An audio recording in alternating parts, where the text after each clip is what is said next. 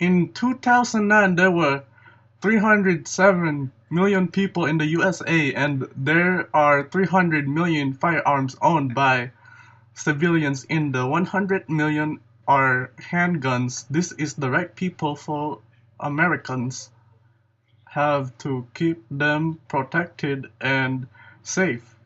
But there has been a big debate over gun laws recently due to incidents. Sandy Hook shooting on December 14, 2012 was a school shooting and killed 28 people. Another incident happened in July 10, 2012, when a gunman went to the movie theater in Colorado and killed the 12 people. This is causing a big debate over the gun law that could limit or even take gun away or limit gun to American people.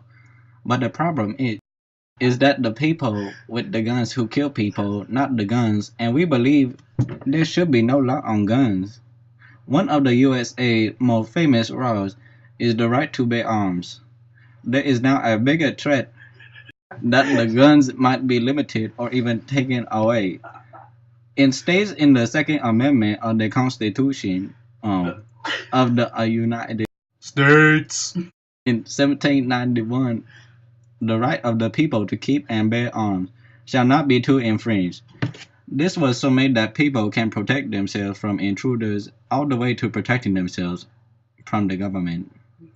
But it's not just that the gun industry Is a huge and millions of dollars can be lost if gun control is implied. The gun industry is a huge. It puts 1.5 million into the economy including materials, payroll, production. If this is taken away, this would hurt the economy with the government making a lot of money on this. There is a good chance there won't be any major gun control laws.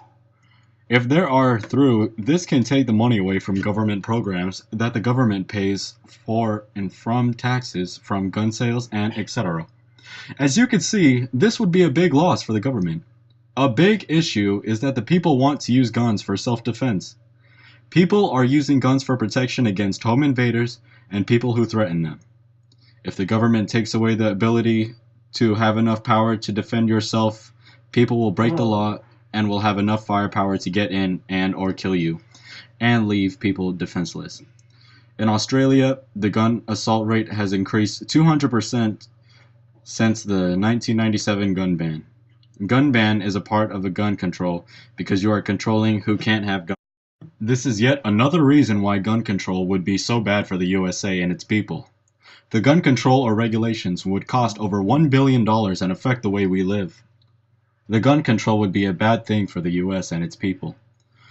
It would cost a lot of money and be bad for the people in the US.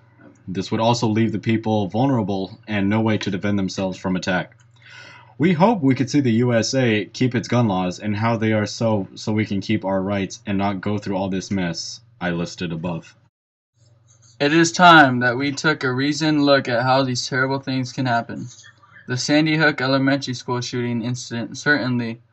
The fact that this kid had access to multiple guns that contributed to the carnage.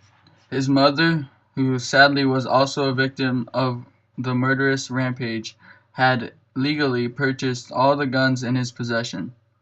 Those guns were a factor in the number of people who died.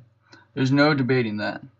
And despite the NRA's wish that we wait until the investigation is complete, we don't need an investigation to know that these murders happened by illegal purchase of guns under a kid who used another consumer's guns.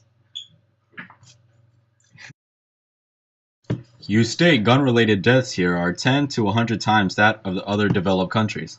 Check the latest figures from the Center of Disease Control and reports from the United Nations, and you will find your statement to be inaccurate. You further state Australia had no increase of violent crime after a gun ban. Not true. The Australian Bureau of Criminology states that its murder rate in 2006 with firearms was the highest ever at 16.3%. The ban started in 1997. Also, the ban here and the crime increases. In 2006, assault rose 49.2%, robbery 6.2%, sexual assault and rape 29.2%, and overall crime rose 42.2%. Those numbers are quite a startling difference from the virtually eliminating gun deaths and no substantial increase in violent crime. And since the ban, Australian women are raped 3 times more often than American women. Using Australia as a model to lead people into a false sense of security that an anti gun policy could create a safer society is an injustice.